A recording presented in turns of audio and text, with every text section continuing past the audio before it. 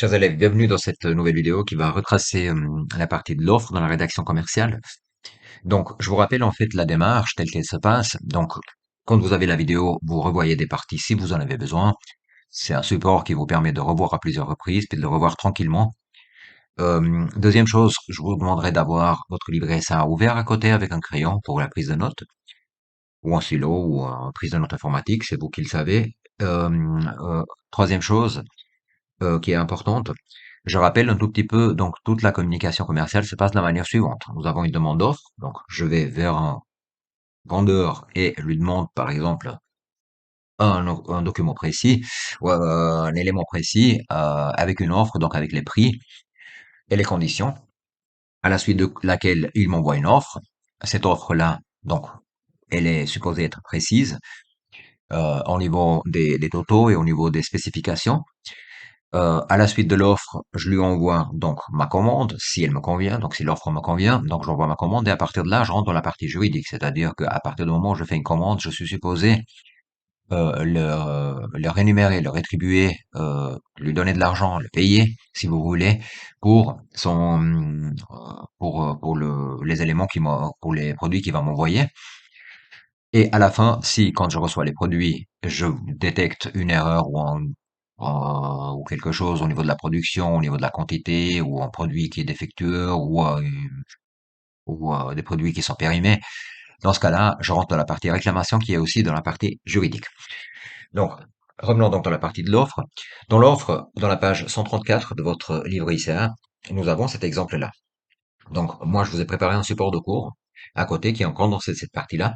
Et si vous regardez, en fait, vous avez dans l'objet votre offre, demande d'offre due. Donc, pourquoi? Parce qu'en fait, simplement, ben, on répond à une demande d'offre. Donc, nous sommes ici dans le cas d'une offre provoquée. Offre provoquée veut dire que il y a eu une demande d'offre avant, puisque l'offre, elle peut être aussi sans avoir reçu une demande d'offre avant. Par exemple, pendant le cas actuellement, on est dans la partie Black Friday, vous recevez à la maison du courrier dans lequel c'est marqué par je sais pas quelle entreprise qui veut vous vendre des produits, elle vous envoie des offres.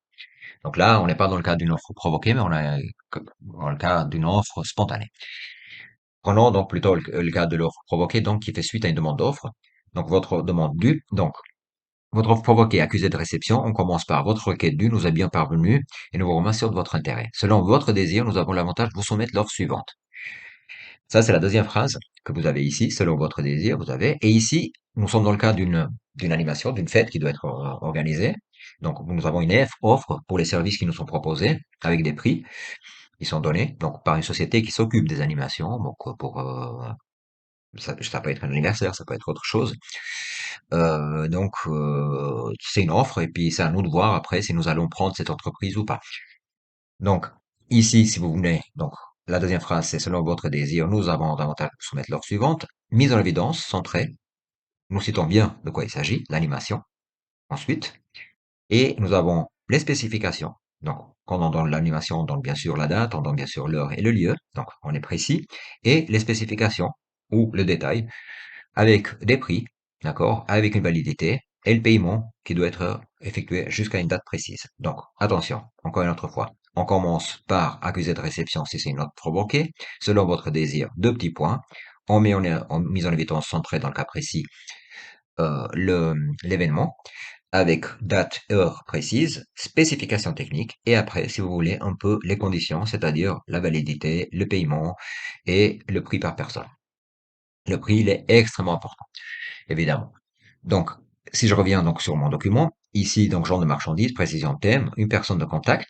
Après, par la suite, une fois que nous avons donné ceci, nous avons une proposition ici qui est une personne de contact. Notre collaboratrice se tient à votre disposition. Attention, donnez le numéro de téléphone, donnez le numéro de courriel, pardon, pour tous les renseignements complémentaires. Donc, il faut, si possible, quand vous faites une offre dans le domaine commercial, donner une personne de contact. Ça donne la possibilité à la personne qui va recevoir l'autre de pouvoir contacter puis avoir des précisions. Si joint, vous trouverez des prospectus de notre part. Donc, ici, nous avons des arguments de vente. Donc, on rajoute un prospectus, on peut rajouter euh, d'un petit gadget, on peut rajouter un témoignage, on peut rajouter plein d'éléments comme ça qui sont des arguments de vente. Nous continuons avec un espoir. Donc ici, nous vous garantissons d'ores et déjà une réussite et espérons une réservation. Donc la notion de l'espoir, elle est bien présente. Donc elle doit être utilisée dans vos évaluations, sur la demande et puis dans vos examens. Dans cette attente, nous vous réjouissons d'une future collaboration. Donc la notion de l'attente avec la ligne de salutation à la fin. N'oubliez pas la mise en page au niveau commercial. Et ici, comme nous avons bien dit que nous avons deux prospectus à envoyer, nous les mettons ici en annexe.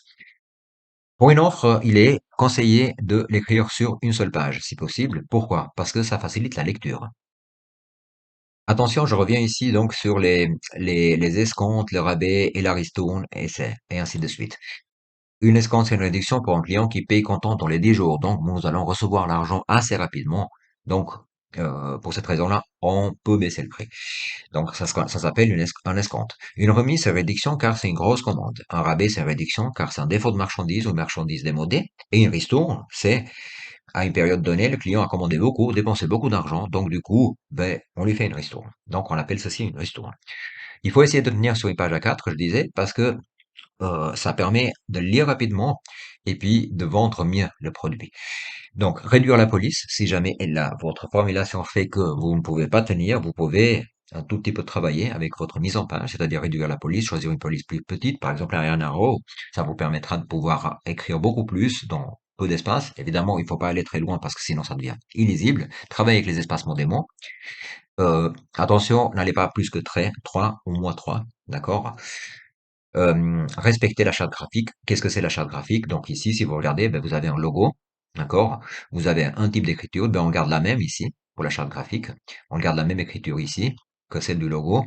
Et puis, si on doit intervenir pour quelque chose en couleur, ben, on utilisera les couleurs du logo.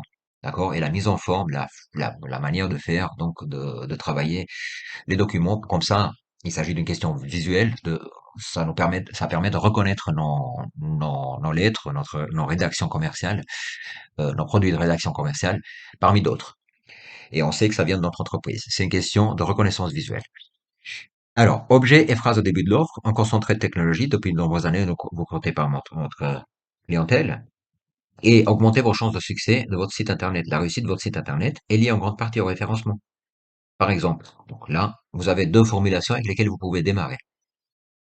Donc ici, vous avez les phrases en relation d'offre que je vous demanderai d'essayer de corriger ou d'améliorer.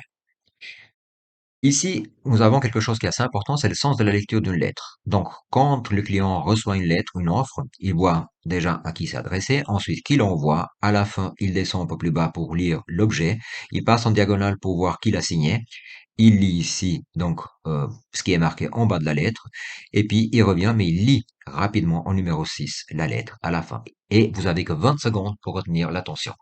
Donc, soyez un peu parti pris, c'est-à-dire soyez un peu stratège dans la manière de faire une offre.